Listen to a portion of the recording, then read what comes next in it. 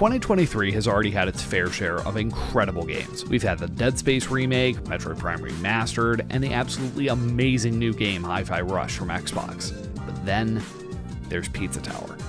Guys, this is by far the best game I have played in a long time. Now, I gotta preface this by saying that I've been following Pizza Tower's development since it was first publicly known. I've read all the updates, played all the demos over the years, so I knew this was going to be a great game going in. But even then, I don't think I was truly prepared for how fantastic this game turned out to be. So consider this less of a traditional review and more of just me gushing about the game, because I can tell you right now, the game is amazing. You can go to any other review site and you'll hear similar praise. And I know I'm a little bit late to the party, but I just couldn't pass up the chance to talk about this game. So starting out, I should probably give you the rundown about what this game's about. If you don't know the plot, there barely is one.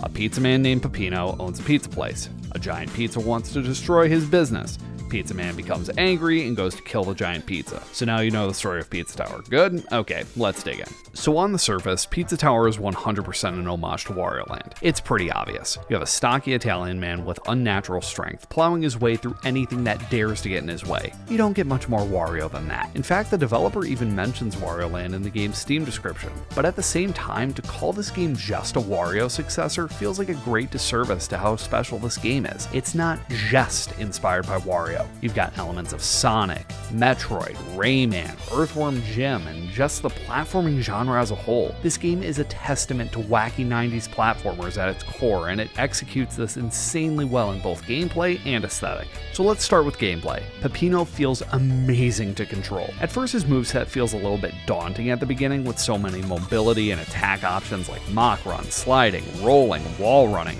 ground pound, shine spark, grab dash, shoulder bashing, and even a dedicated taunt button used to parry.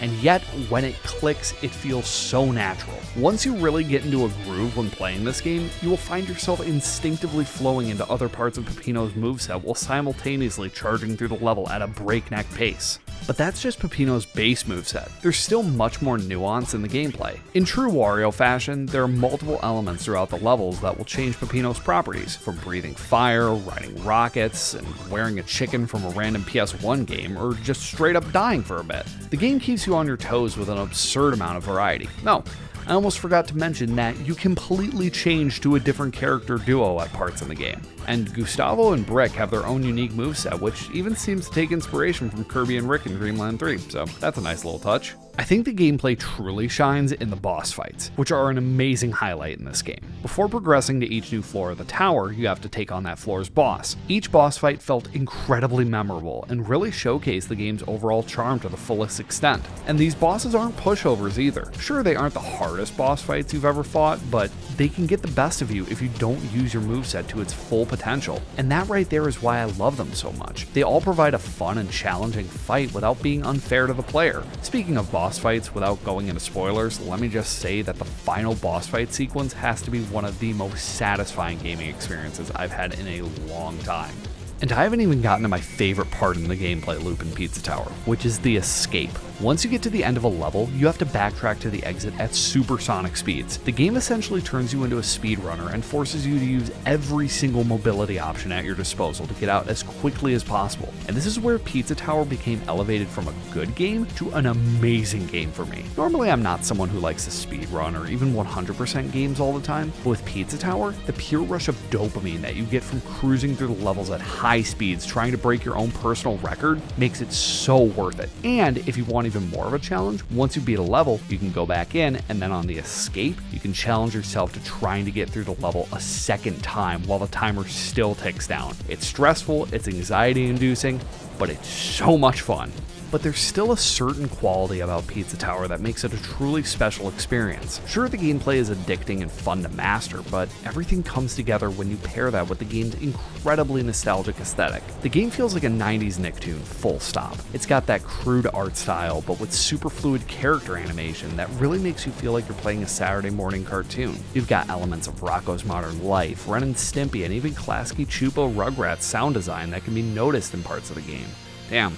Now I really want a Pizza Tower animated series. But yeah, I think that the combination of all of these elements is what really drew me to the game in the first place. You've got this unhinged gameplay paired with a surreal cartoony style and a soundtrack that absolutely goes so hard, and it all feels like a match made in heaven. I would go as far as to say that based on my own personal preferences, Pizza Tower is a near perfect game. So I have to urge everyone to at least give the game a chance, and hell, if you aren't sure about spending the $20 for the game right away, I'm sure that you can still find the game's Sage 2019 demo out in the wild if you want to try the game before you buy.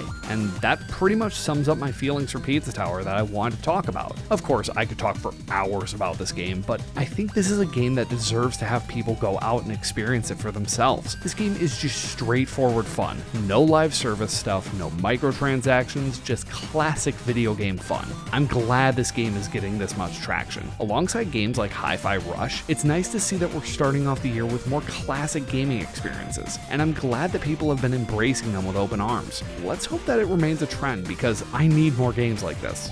Well, I think that's enough out of me, so if you guys like this video, feel free to like and subscribe, and I will see you in the next video. Later.